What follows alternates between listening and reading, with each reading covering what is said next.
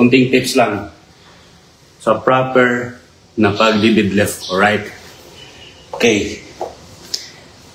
Yung paa mo is ganito. Diretso. Tapos, di ba nakaganyan, naka-straight yung tuhod mo. Bend mo ng konti. Ganyan.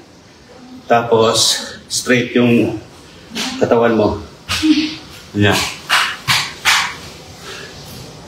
Pag tinaas mo yung barbell, kailangan yung posisyon ng paa mo ganoon pa rin. Huwag mo siyang i-straight na ganoon. Naka-steady na siya, naka-steady. Kumbaga, ilak. Nakabend mo lang, nakabend na ng konti.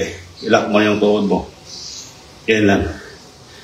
Tapos, yan lang. Yuko. Ay, for example, dadamputin mo to. Pag dinampot mo yan, kung anong forma ng katawan mo, dapat ang tuhod mo ganoon pa rin. Hindi magbabago ngayon. Ganyan. Hindi mo abot. Ibaba mo siya.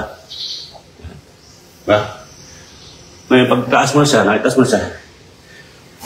Ayan. Kailangan yung pwersa mo manggagaling dito sa tuhod mo, sa baba ng paa mo. Akyat. Hindi dito sa lower back manggagaling. Kasi masakit yan. Kasi subukan nyo. Okay. Try yung yumuko na nakadiretso yung paa nyo. Nakaganon. Diba? Ang pwersa niya nandito sa likod. Sa lower back mo. Pag nakaganon ka, yung nakaganon. Ang pwersa niyan nandito.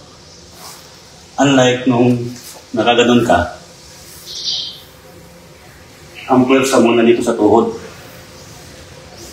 Kaya, pag inanat mo siya, dapat ganon na yan. Yung tuhod mo, naka-steady lang mo sa lungog mo, ganon. Steady lang siya.